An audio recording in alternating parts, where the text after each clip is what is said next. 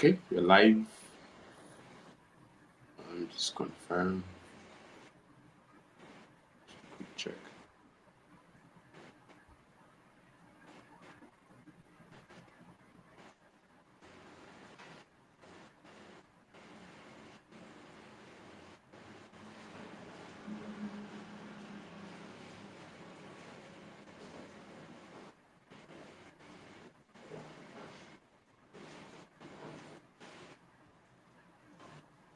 Okay, we're live on LinkedIn.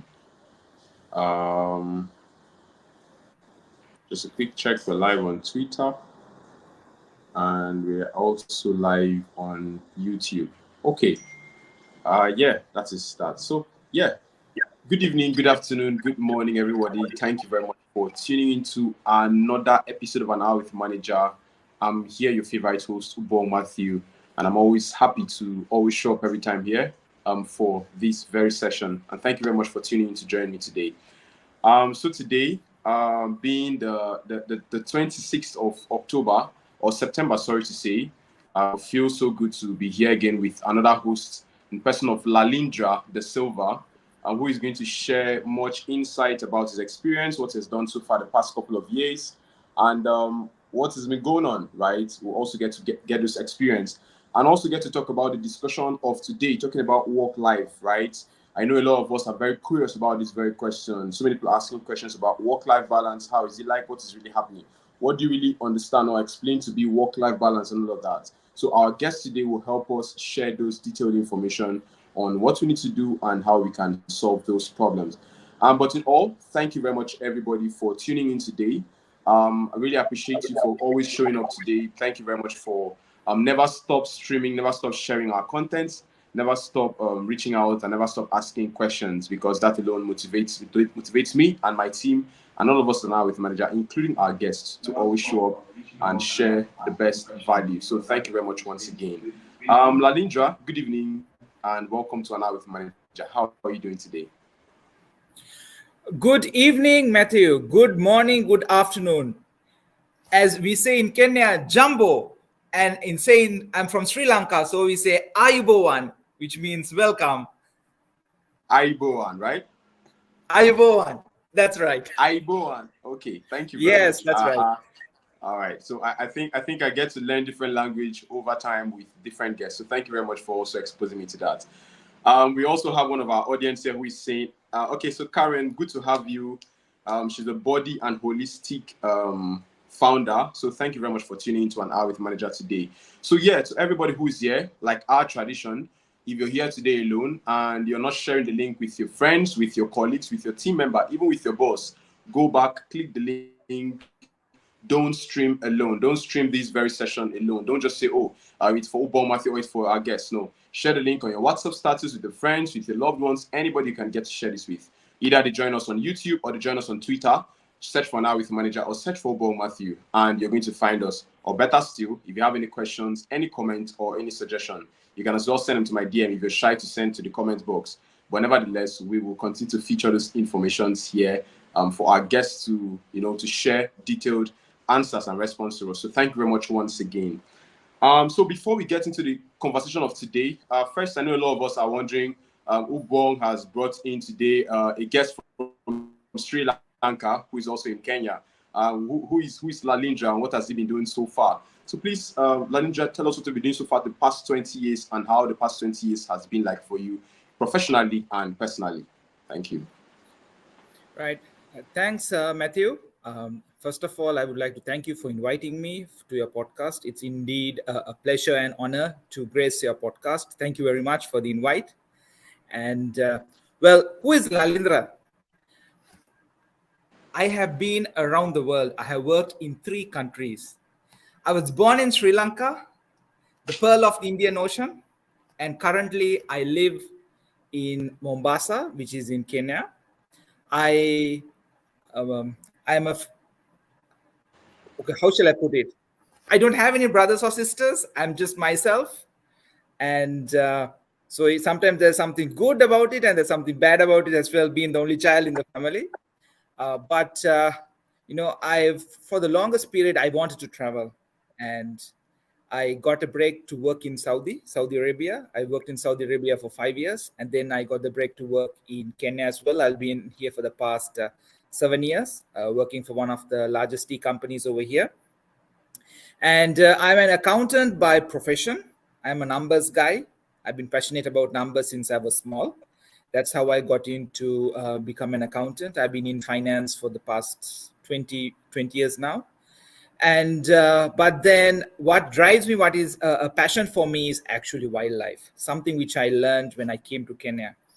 It is every weekend or every other weekend, you will not find me at home. You will find me in the bush. I will be either running behind an elephant or running behind a lion. I have been chased by a lion. I have been chased by a hippo. I have been chased by an elephant. So I love wildlife. Plus, I'm a wildlife photographer as well. And I always encourage my friends, families to come to Kenya, which has resulted in me actually planning safaris. I kind of do it as a hobby, which hopefully one day I want to make it into a business. Uh, yeah, that's a bit about me. My friends call me a gentle giant. That's who Lalindra is. So, and I'm fun to be around. And when you start getting to know me, you know that,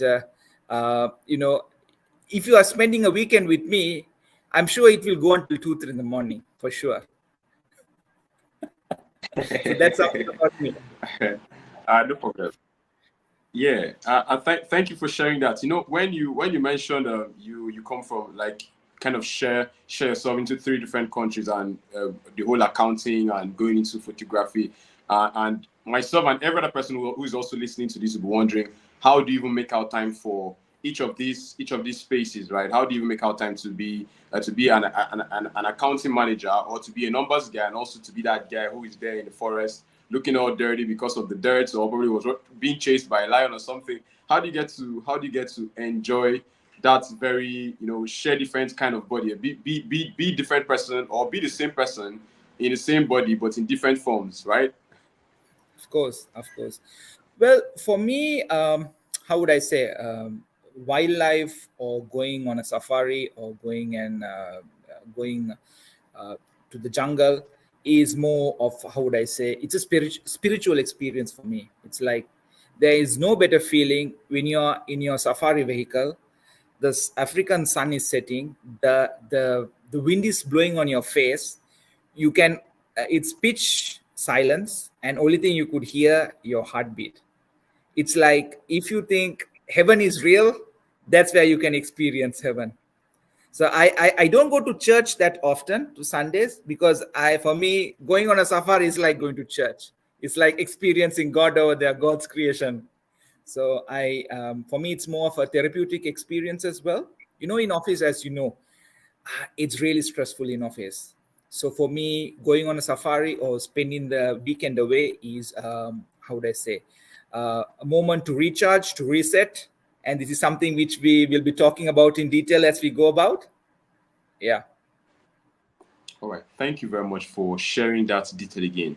And all of this still ties down to our discussion of today. And shout out to Caroline Gaturu for also getting to make that connect, right? For us to get to meet. And I see how amazing and why she had to pick you as a very as that speaker who would be able to do justice to that very conversation, because having to balance up your life as a wildlife professional, and also as an account manager, right? It's something very amazing, and we also like to know how you've been able to harness that process for the past 20 years and with other things you've been doing. But first, like every other curious person, I've been asking, what would you say is work-life balance, or does something like that ever exist, or would you say something like that ever happens, or for every professional? In my opinion, there is no perfect work-life balance. There's no perfect work-life balance. There would be certain days where you would, Why? it's like a scale. Some days you would have where your work is going to be like up like this, and then some days you would have your personal life going up like this. So it's how you balance the two. Now, in simple terms, what I feel, work-life balance is, I'll tell you a small story. When I was working in Sri Lanka, there was when I was the second in charge of the finance department. Our deputy chairman had a meeting, and he literally abused me, verbally abused me in front of all the other managers. I was so disheartened. So I went to our HR, and I told him, this happened like this. I want to give my resignation. Do you know what he told me? He asked me, Lalindra, do you have a maid coming to your house? I said, yes, I have a maid comes like once or twice a week. She comes to clean the house. He says, there is no difference between you and your maid. You are a glorified servant, which gets paid more. That's it. Why do I say that? He said, if you're not happy with the performance of your maid, you will fire her like this. Same, your boss will do the same thing. If he's not happy with your performance, he will fire you. So what's the difference between you and your maid? Just that you have been paid more. So which made me open my eyes, because I was under the impression that I go to work 8 in the morning, I come back maybe 6-7 in the evening, I work loyal to the company, I give my I sacrifice sometimes my family time on behalf of the company. But then to realize the company was there before you, and the company is going to be there after you, right? So it takes just 1 second, and you will be replaced. Maybe they will miss you for a day or two, and then it's going to be business as usual. So now, in a situation like this, is it worth giving your 100%, sacrificing your family time, sacrificing your health, your physical health and mental health for the organization? So it's a very interesting dilemma, which the old school thought is that when you work for a company, you need to be loyal to the company, you need to be there from the time you start, you retire from that company. That's the old school thought. But I think we have come a long way from that thought. One of my former bosses told me, a British guy, the company which I worked in Saudi, he said, Lalindra, you should be working for a place for 5 years. Optimal level is 5 years. And then he said, after that, if you get up in the morning and you don't feel like going to work, give your resignation. So the day you get up and you don't want to go to work, that's the day you should give your resignation. Wow. So how did that make you feel? Well, which is true. The reason is now the current company I'm working is the longest I have worked for. And I have been here for 7 years. This is the longest I've worked. Wow. And the biggest contributing factor for me has been my boss. So I work for the largest tea exporting company in Kenya. I'm the financial controller. We have 3 companies in Kenya. I handle the finance for all 3. In my finance department, I have around 25 staff working under me. I directly report to our managing director and the chairman. It's a family-owned business. So my boss has been one of the best bosses I have worked for. So when you are at that level, you realize it's not about the salary. It's something more than that. How you are being treated. Do you get that respect? Do you get that authority? So there's more fulfillment in the work you do. Is there something you're trying to achieve? Is it just going to work in the morning, coming in the evening? So that's the thing which drives me, because now when I get up in the morning, I'm like, oh, I have to do this. I have to do this. This is pending. That is pending. Oh, we have to expansion project is there. I need to arrange finance for that. So there are so many things working in your head. Not once for the past 7 years when I got up in the morning, I have felt, I can't go to work today. By the way, for the past 7 years, I have taken maybe 2 or 3 sick leave for the entire 7 years. Wow. Yes. From what you're sharing right now, I want to quickly ask, right? Yeah. I know you've had to, tie your conversation to you have a purpose, and any day you stop finding that purpose, then it means that is not where you need to be anymore. You need to find the next place so that you can be able to stay at your own pace and have a set, what they call a certain set of mindset, right? Like that's mental peace. So will you say it is to achieve work-life balance, right? You should always have a reason to do a thing without even just doing it because you want to just do it. Absolutely. Absolutely. It is important, you know, see, to achieve an optimal work-life balance. If you start thinking you're going to office just to pay the bills, you are just going to office just for the sake of going to office, you are going to stress yourself mentally and physically.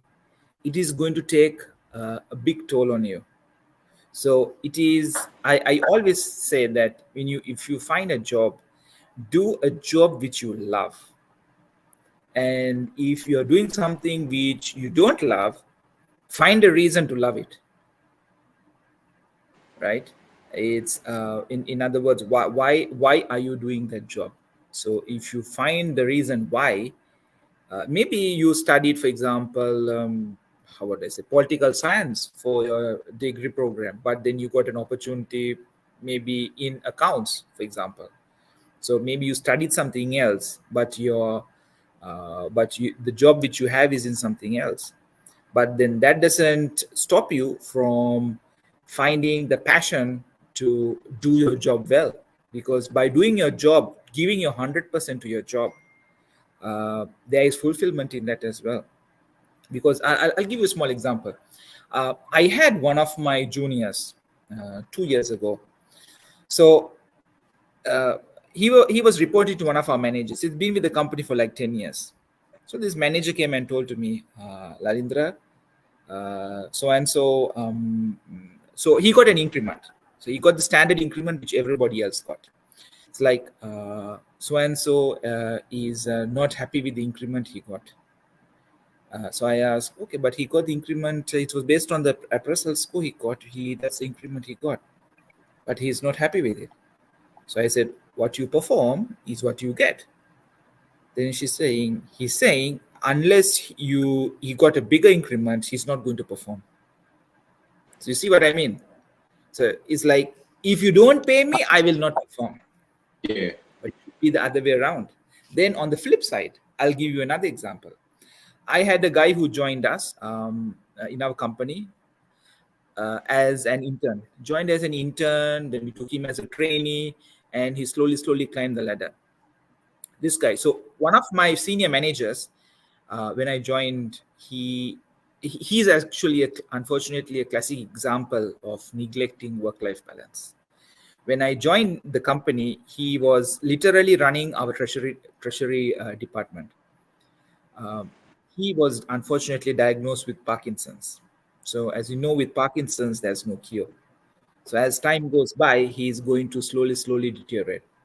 So I asked this guy, would you like to learn this manager's work, right? Uh, and eventually, slowly, you can help him, the guy, help the manager.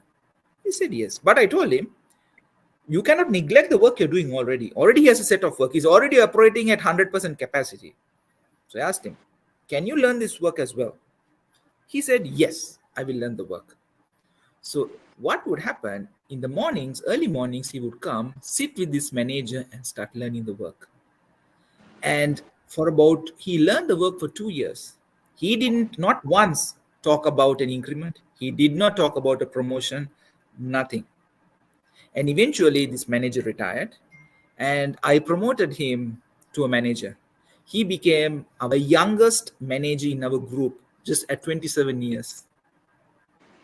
So not once he has come to me and asked, can you give me, I'm doing this much of work, give me an increment. I'm not paid more. No.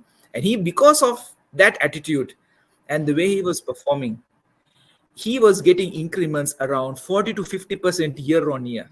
Because not only me, even our managing director noticed that. Uh, So you see the contrasting situations. And now the beauty is, this guy During 8 to 5, that time, he's like on the ball. 5:30 he will leave. He goes, he's a Liverpool fan, by the way. And he loves football.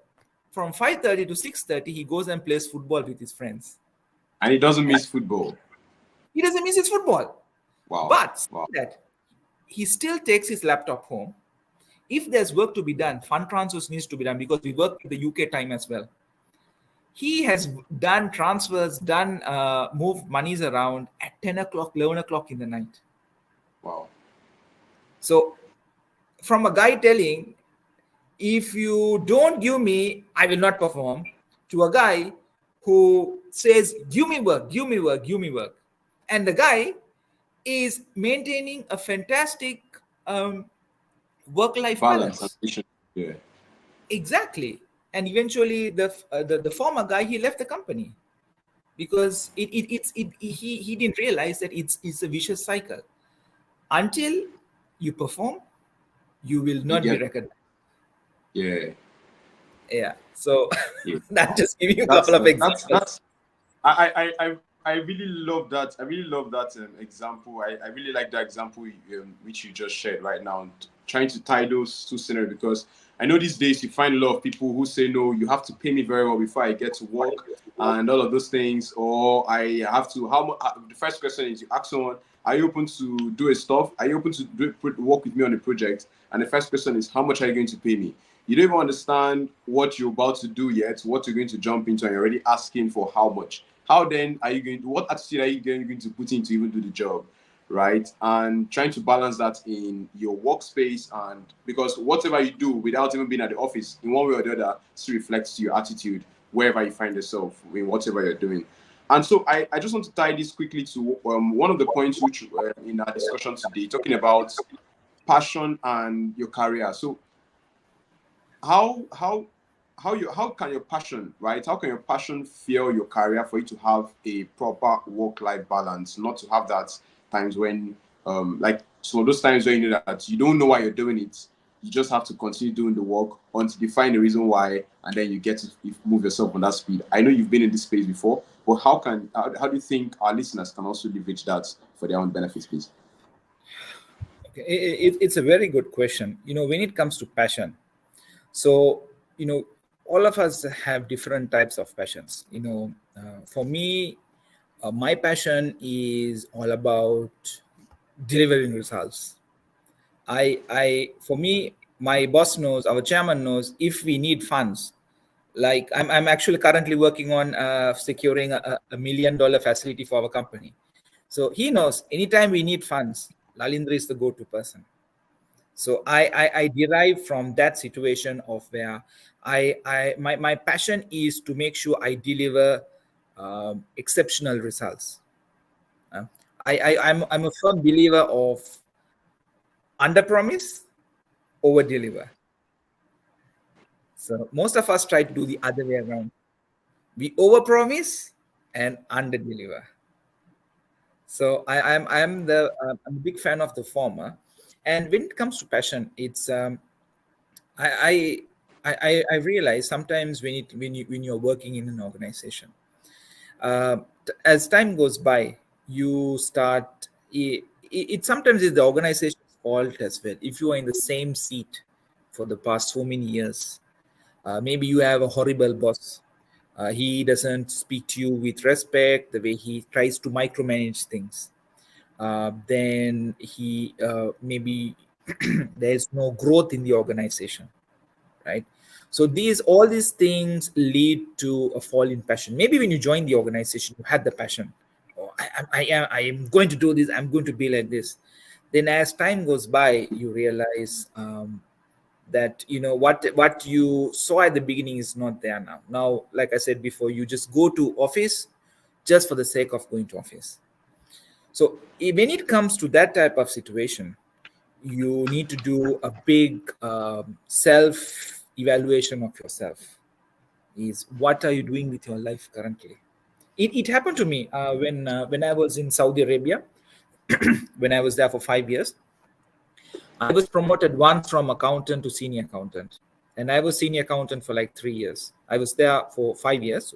After first 2 years, I was promoted. I was very happy. I thought I'm on the trajectory going up.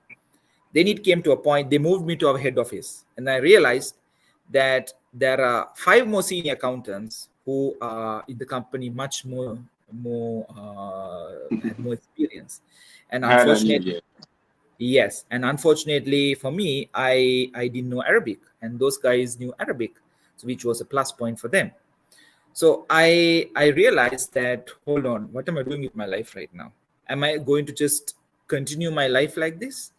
Or I think I need to make a change. So what did I do? I gave my resignation, I gave actually 3 months notice, and I told them, I'm going back to Sri Lanka. And I moved back home. I moved back home without a job, believe me. No job. I just left. So and then by that, it now put, there's a gun on your head now, because why? You need to find something, you need to do something. And Yeah, then thank God, survive. yeah, exactly. Now, I think most of us get into this comfort zone. We are like, oh no, can I find another job when I go outside there? Do you think I'll get another job? So I think and I also believe in a thing where you need to have plan A, plan B, plan C in your life, right? So I realized that now, whilst I'm working as an accountant, another thing which I got into was photography. And then I looked at photography is, I was investing in myself. I was investing in learning a skill, photography, because I actually started learning photography when I came to Kenya. It was self-taught. I nobody taught me. I have not attended any class. I have not done. But if you see my IG page, I'm sure you can see quite a decent. I'm a decent photographer. I'm not a professional photographer, but I'm, I'm okay. Yeah, But that yeah. was self learned. YouTube was my teacher. So I realized Okay. that, yeah, so I realized that, and also something which I'm really good at is planning. I'm an excellent planner. When my friends and all, when we need to go on a trip somewhere, I'm good in numbers and I'm good in planning. So I'm the guy who collects the money, and I'm the one who makes the budget. I'm the one who does the bookings. So I'm the one who calls hotels, negotiate prices, everything I used to do. Yeah. So I'm thinking to myself now, as the years, actually since about 2 years back, just after COVID, that, hold on, I know all the transporters. I know majority owners of these lodges in Kenya, in the parks. I know where to go. I know certain the parks, how to advise people which season to come, which season not to come, on how much is going to cost. And like, why don't I see how I can make some money out of this, right? Yeah. So then Yeah. what happened? Yeah. So then what did I start to do? When my friends, my relatives were in Sri Lanka, I would tell them, why don't you come to Kenya on a safari?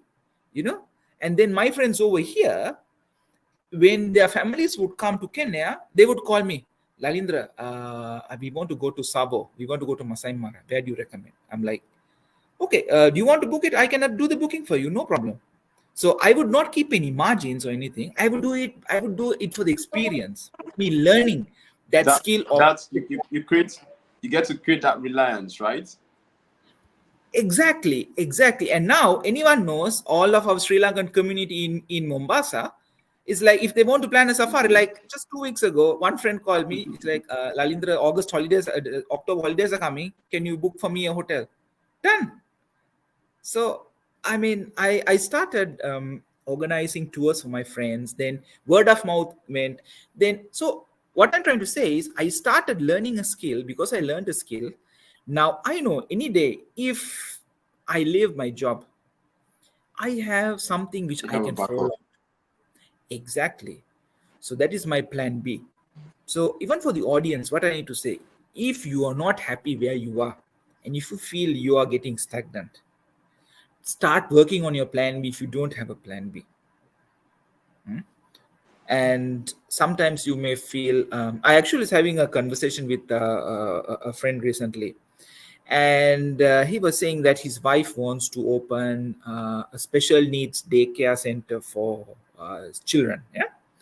Now he was doing his budget. His wife is not happy. She's a teacher. She wants to leave.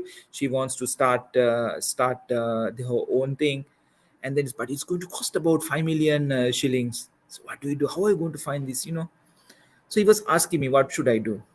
I told him, okay, whatever monies you have, you will put, right? Now, how are you going to raise the balance funding? You can either go to your friends. And now imagine you go to a friend, I come and ask Matthew, there's this investment I have. Can you give me 5 million rupees?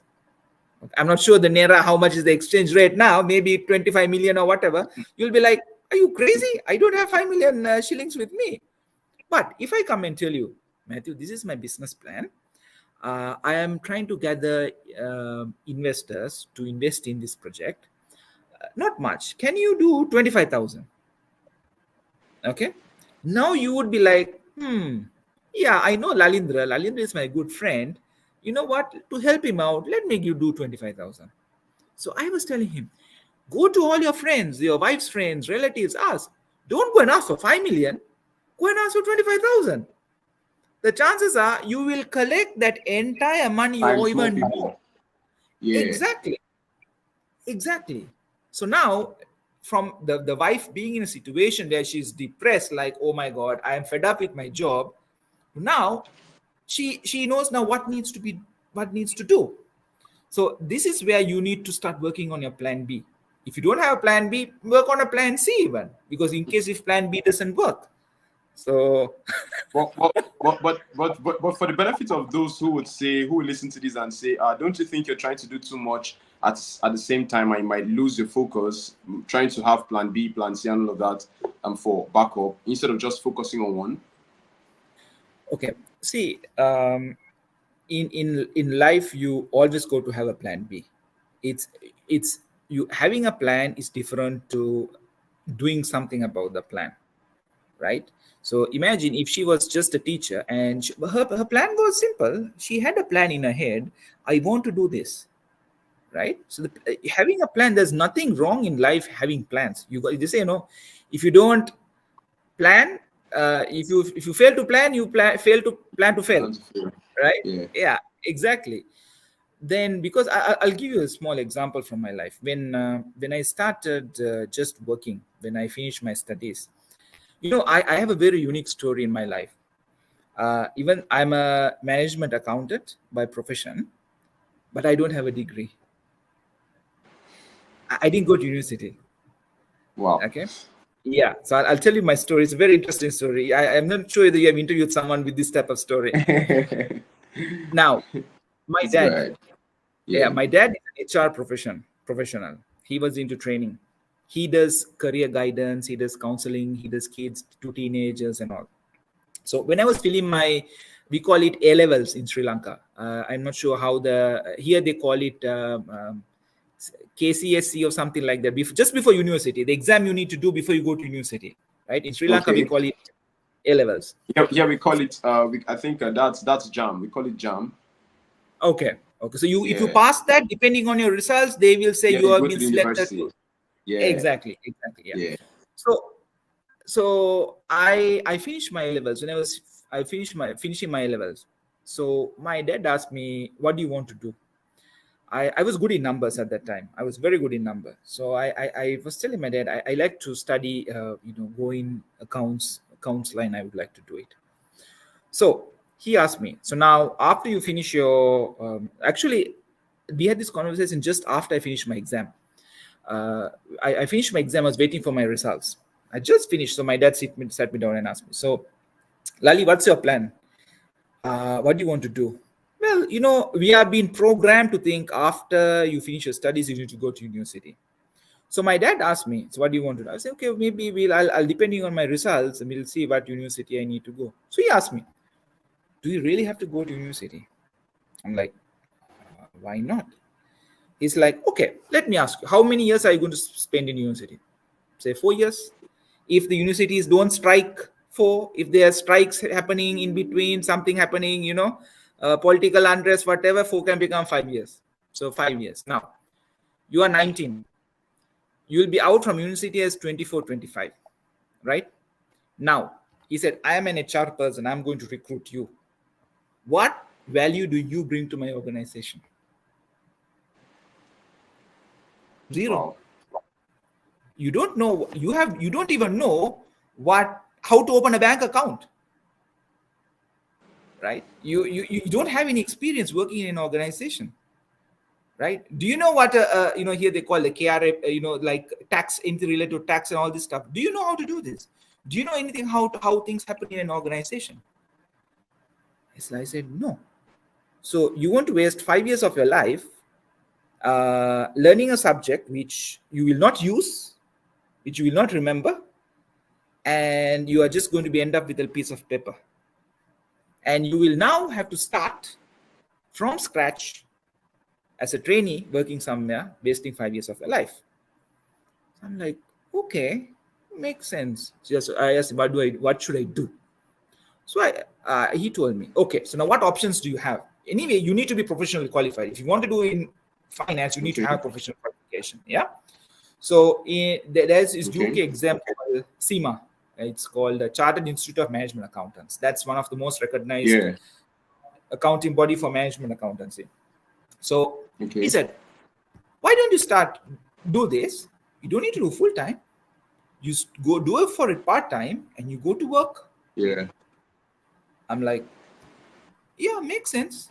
So I joined a company which was paying me, I'll tell you in the current exchange rates, was paying me $10 a month.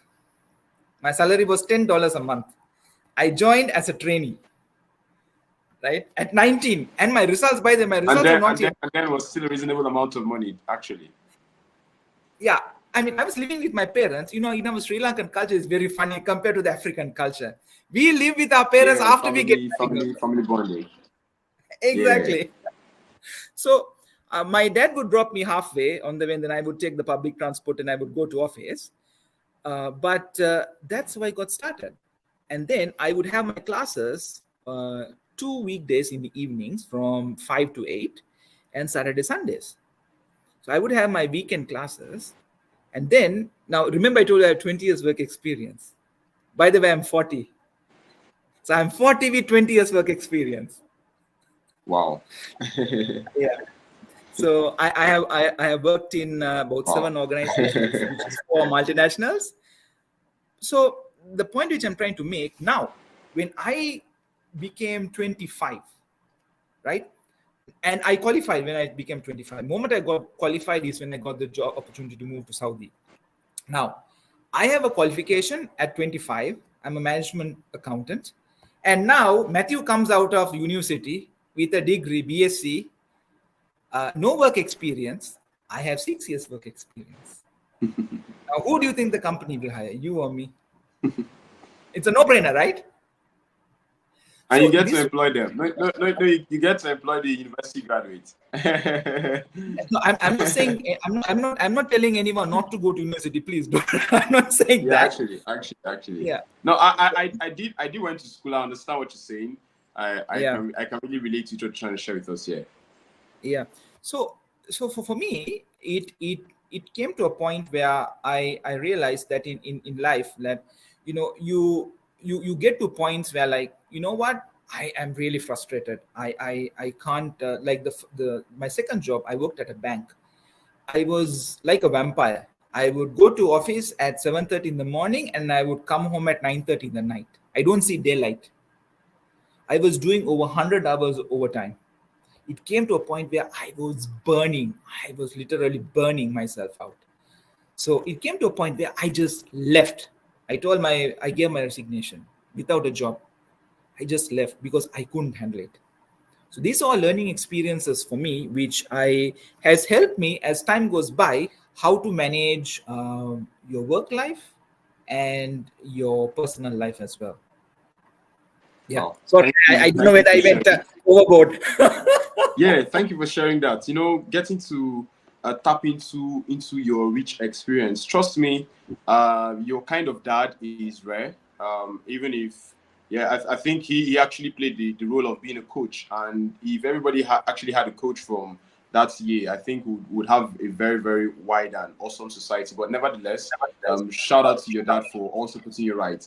I think he helped you, so he helped to still put you right by still putting you back in chartered institution. So entirely, I won't say you didn't go to school, because you still went to chartered institution to get that refined knowledge, still get to have a fair share, get to network, connect with people, still balance yourself and push up with all that you're doing. But quickly, I just want to share with our audience here today that why Lalindra's story is very unique is I know we have lots of professionals who are here on LinkedIn. I'm on LinkedIn. I actually enjoy using LinkedIn more than any other platform. But when I asked Lalindra, where is the most preferred platform? I searched the whole of LinkedIn. I couldn't find Lalindra, and I was like, wow, how? I think this is the first guest I'm having who is not on LinkedIn, but is very active on Instagram. So I think if you love wildlife and you love to see wonderful pictures about awesome pictures or awesome wildlife pictures, you can as well look up Lalindra's IG page, and I think you get the benefit of that. But for you, Lalindra, how did this make you feel to get that balance without having to feel like, oh, I'm doing less, right? Being a professional, I'm not on LinkedIn, but I'm here on Instagram, just doing what matters to me and doing what makes me feel very better and feel very good, actually. Well, it's a good question. I mean, I'll be honest with you. I work 24/7. What do you mean I work 24/7? My phone has to be with me at any given time. I check my emails on a regular basis, and even when I go on leave. So as an expatriate working in Kenya, I'm entitled for 26 days leave, and my boss doesn't allow me to go take the entire 26 days at once. I had to break it into two. I saw, well, good thing I get to Sri Lanka twice a year. But so for me, anytime he would even call me at 9 o'clock in the night or whatever to ask questions or something. I work 24/7.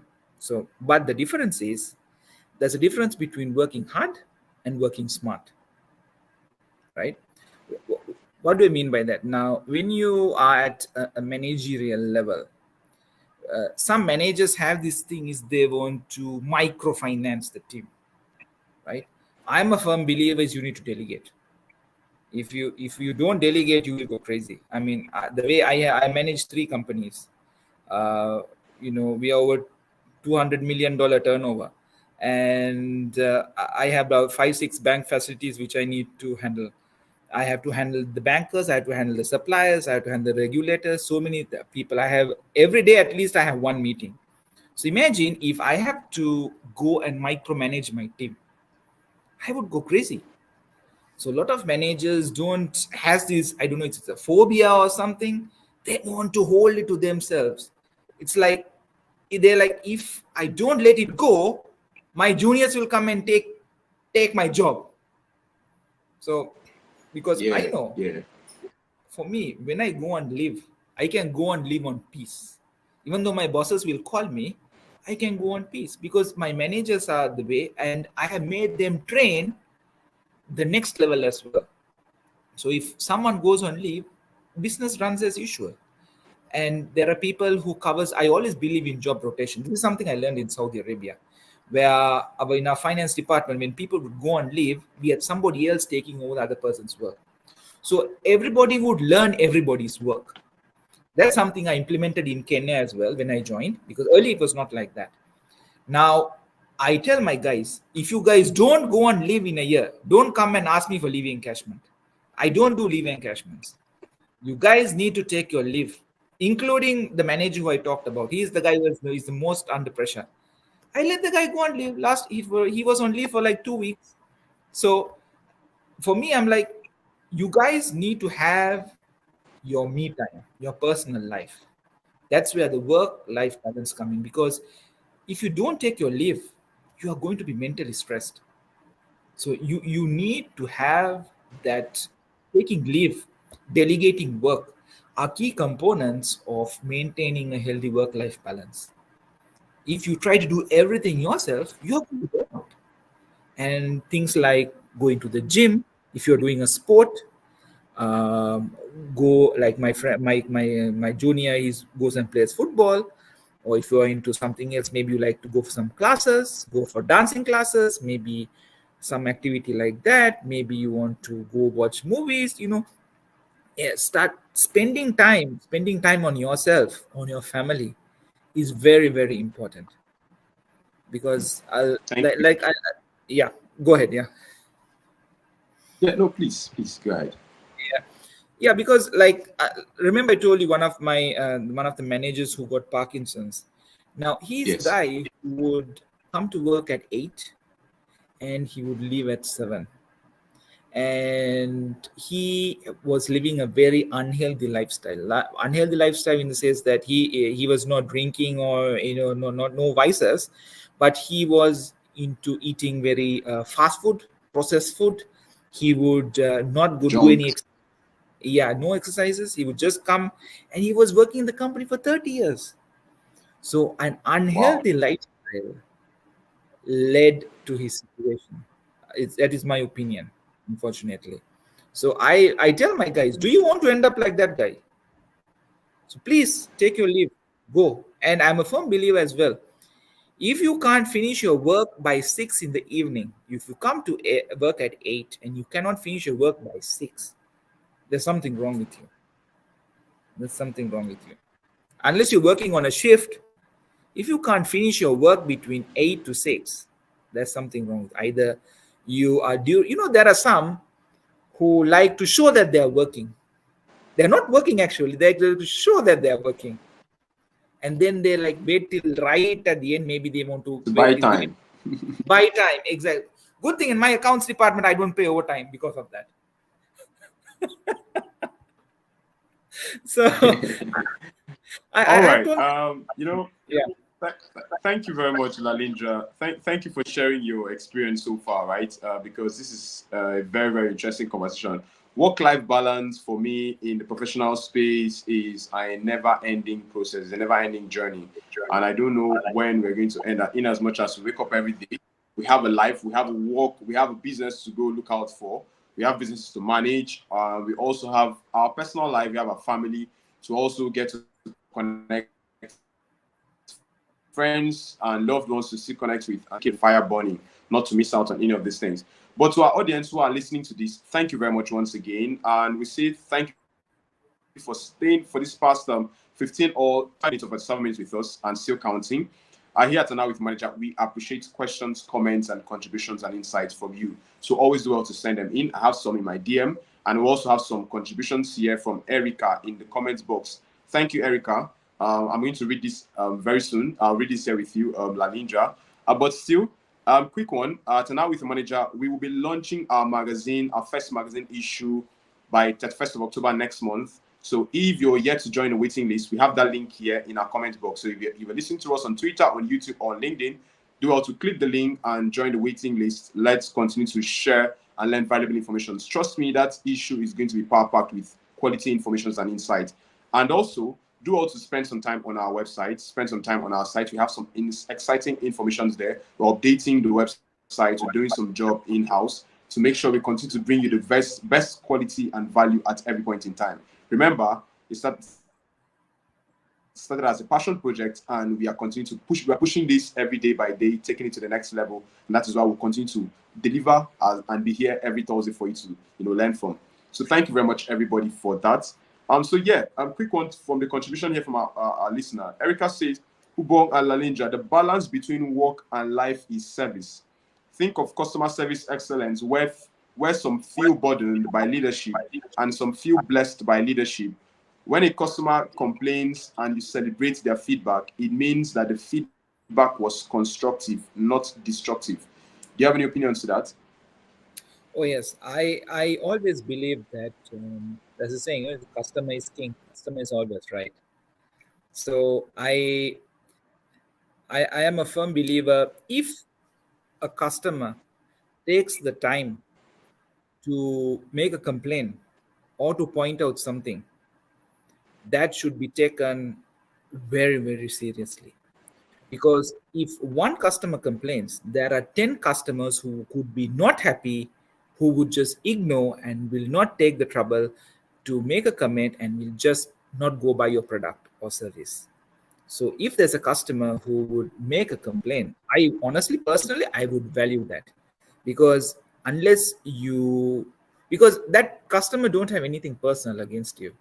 So it is, if the customer is Yes. taking the time to say something, negative, that means if the customer was happy, the person will not be complaining for anything, right?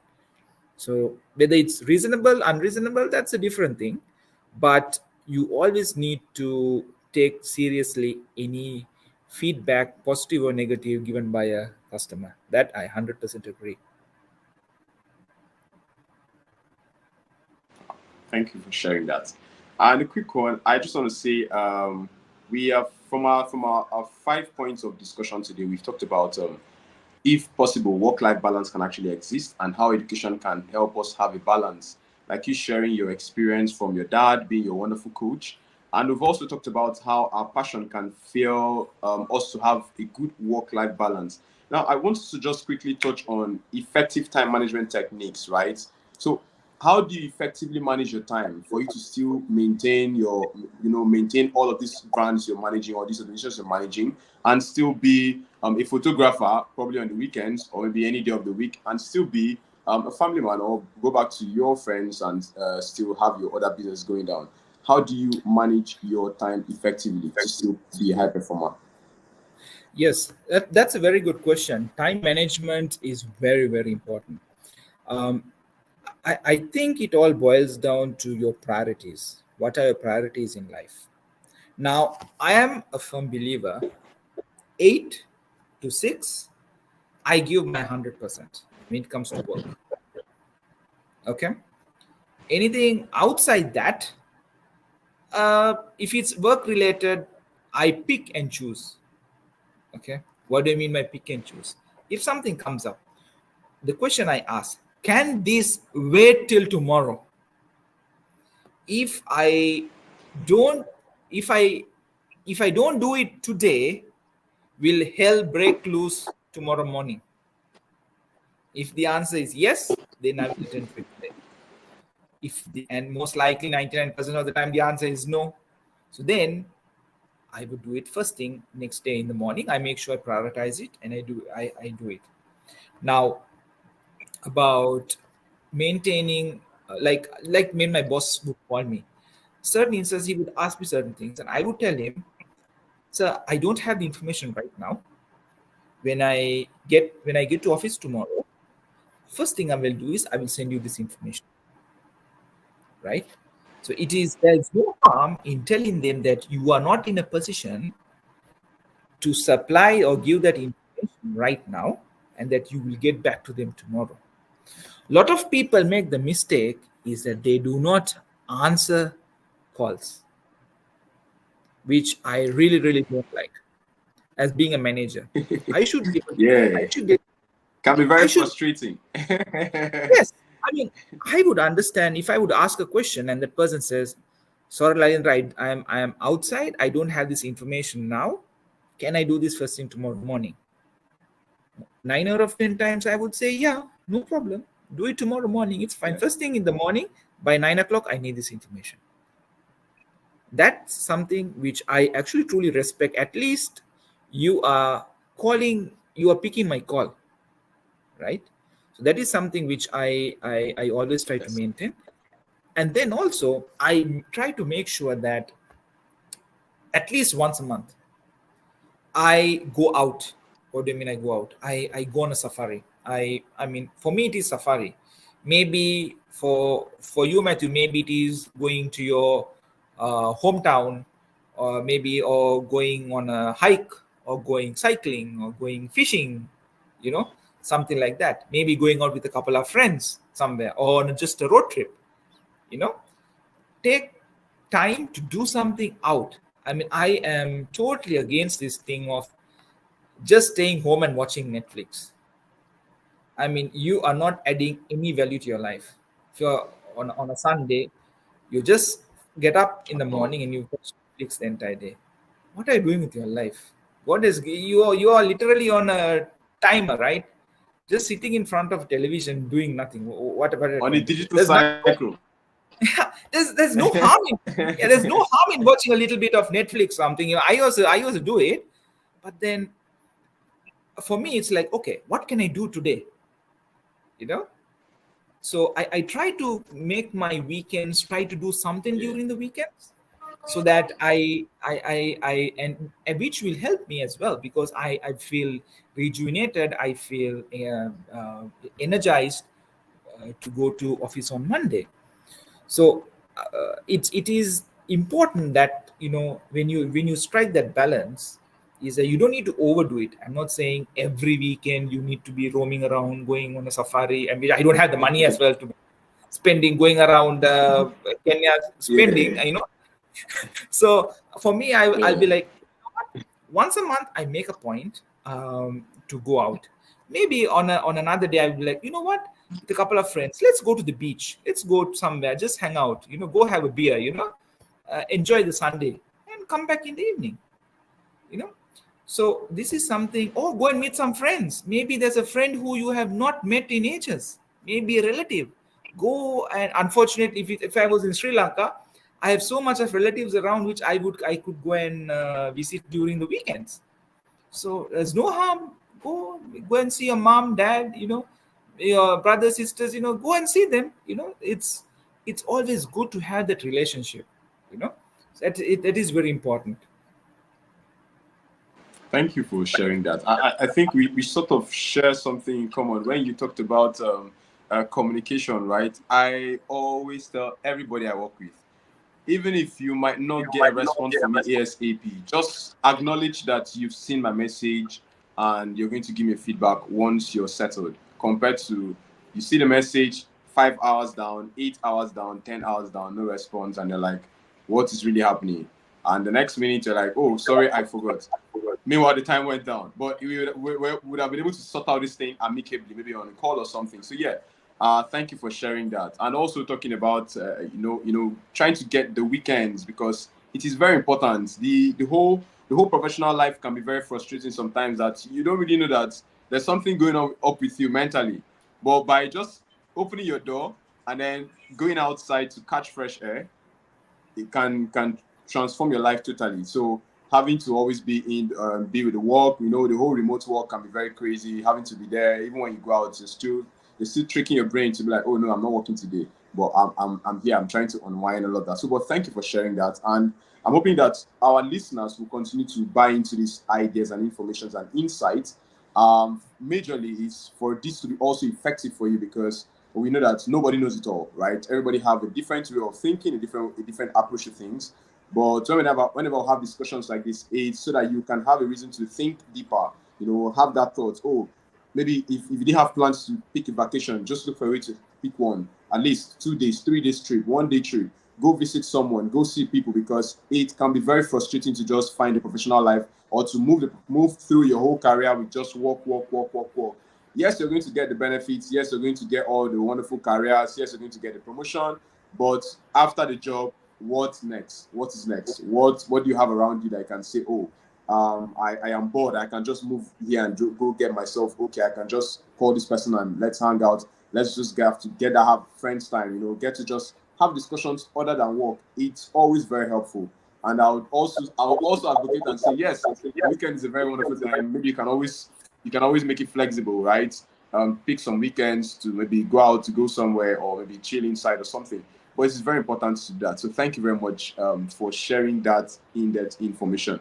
And lastly, I just want to say something. I know you've already mentioned this point, but I think it makes sense if we get to hear this per point by point. Talking about strategies for setting boundaries and prioritizing self-care. What are some of those strategies that work for you to set healthy boundaries, either at work, or on the safari, or with your friends, or with families, for everybody to know that, okay, this is a time when Lalindra is available and I'm unavailable at this time. I cannot do this by the time, like you mentioned. Okay, you can. I cannot give you a response now. I can talk to you later. What are some of those steps and strategies that you use that has been helping you set healthy boundaries? Yeah. See, one of the things which I always do is, like, during the weekdays, I go to the gym in the evening. So normally when I go to the gym, I make sure I go to the gym around 6 until like 8. Now normally during this time, I don't answer calls usually, because if you try to be answering calls, you won't be able to focus on your workout. Because for me, like, going to the gym is like, again, therapeutic. You It's way of resetting your mind for the entire day. And then another thing which I try to do is I don't try to respond to emails. Even though I see an email, I don't try to respond to it that day, because in my mind, say I respond to it now, 9 out of 10, the person who is going to see that response is going to see again tomorrow morning. It's not going to be today. So why would I want to sacrifice my personal life, looking at an email and trying to scratch my head, trying to figure out an answer when I'm trying to during my personal time? But I have prioritized, okay, whose calls I will answer, whose calls I will not answer. For example, if my boss calls me, I will pick the call. But if someone at the junior level would call me, I don't pick the call. Okay. And then I have another thing. If something is urgent, he will send me a message or he will call me again. All right. So if think about it, Matthew, if there's something urgent, if it's so urgent, that person will call you again, right? Yeah, Or yeah, that's true. he would send you a message. Lalindra, I'm trying to contact you. There's this situation like this. Please call Yeah, me. at You least something to get you see. Yeah, exactly. So you would do that. I would do that. If I need to contact someone urgent, I would say, I'm trying to call you. Please call me urgently. I would send a message. yeah, So which that's means true. it's not urgent, that urgent. So that's what I mean about prioritizing your life. You know, so you need to prioritize your and then weekends. Yeah, I I don't like to, unless there, if I'm some deadline, some work I need to achieve. Other than that, I'm like, this thing can wait till Monday. Or like I told you, this can wait till tomorrow. Is hell going to break loose tonight if I don't do this today? The answer is no. If the answer is no, I'll do it tomorrow morning. I'll go to maybe or to office a bit early and I will do it tomorrow. So it's about you learning to prioritize it. Okay. And also there's this aspect of communication where you need to speak to your boss. Okay. I always believe in that. If something is going late, okay, if there is no deadline, okay, you can go and always speak to him. Boss, can I finish this tomorrow? It's getting a bit late. You want me to do this now? Yes or no? All right. There is no harm in going and telling your superior, my friend, it's getting late. I have a life. Can I go home now? There's no harm in doing that. But most of us don't do that. people think you actually lose the job to do No, that. You might probably no. lose the job if you have to do that. It Yeah, depends. yeah, Okay. and yeah. So I'm a firm believer is that if there's something which is really really urgent, which has to happen today, which is 9 out of 10.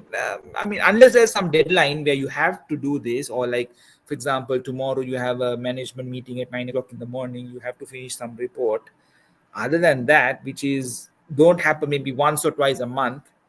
Other than that, other days, I don't see anyone. Why should someone work late? It doesn't make any sense for me, right? If you are working late on a constant Wow. basis, that means you're ineffective, right? And you know that there's a saying: the most effective people are the lazy people. Do you know that? The reason, Actually, yeah, the reason is why, because you are lazy, you will find ways to make that job easier. that's true. That's true. You know, it takes my mind back to. It takes my mind back to. There's this tech related movie called Silicon Valley. There's this guy there who gets paid the most, but he does the laziest job in that very moment. You know, and what your illustration just took my attention to that. But yeah, I can really relate to that, and I say thank you very much, Lalindra, for all the insights you've shared. Actually, it's raining here for me right now, although I'm enjoying the weather. Yeah, but we have one last question from our audience, right? Who is really pressuring for this and would love to have a response. Though you've given a response to this, but I'm still going to bring this to your notice. So the question is, how do you find a balance in your professional career? Just that statement. How do you find a balance? How do you find that balance to say this is it in simple terms for everybody listening to this and also for the benefit of our audience who just joined? Okay, see, the when you talk about balance, now someone who is like, for example, working in finance, we have deadlines, we have reports we need to submit on time, we have like the audits needs to finish on time, we we have it's quite a lot of pressure is there, right? So I think how you strike the Yeah. balance is one of the major things is first you need to prioritize your work, right? See what is the most important thing to the least important thing. Sometimes you have like 10 tasks on your table. Now, first you ask yourself, okay, what do I need to do? Sometimes you realize you end up doing the least important one first and keeping the most important one to the last. And then you realize by the end of the day, this thing you have to do it tonight because tomorrow is the meeting. Whereas you were doing your printer was not working in the morning or something, and you were trying to attend to the printer, or the lady who's next door trying to go and help her make her printer. So you have to start doing things which is not important. So first important thing is first focus on what is most important in your life. If you focus on what is most important so that you can finish those tasks first, then it is very easy. Now you will realize, hold on, there is some task which is not that important, and then you have your personal life over there. You need to go home for to meet to your wife or your kids. So now you will realize, maybe I can make the printer tomorrow. It's not that, but I want to go home and spend time with my wife and my kids. So I will go and focus on that. So it's all about prioritization, in my opinion. You prioritize on the most important things first, and then it is much easier to strike a balance. Because if you don't do that, you start doing everything, and then you lose focus, and then you realize it's all over the place. So that's what I feel. Wow. Thank you very much for that. Thank you for sharing that point. And to everybody who's listening to this very discussion today, we've successfully gone past 1 hour into 7 minutes. So we say thank you very much to our guest Lalindra for all the insights you've shared so far. The aim of this topic today was for us to understand that very pressing question if it is possible to find a balance between what you're doing personally and professionally. And our guest has been able to do justice to that. Though we'll be looking forward to have another conversation about this, though not directly tied to work-life balance, but with another of our guests on the 17th of October. So please stay tuned to that. But still, while even if you joined us late or you join us much later, this live stream or feed will be made available for you to continue to watch it. And always understand this that whenever you come to now with your manager, it's not a space just for Ubong, Matthew, and the guests, or a space where you see things look like it's very nice and all of that. But we are here to help you find that balance between your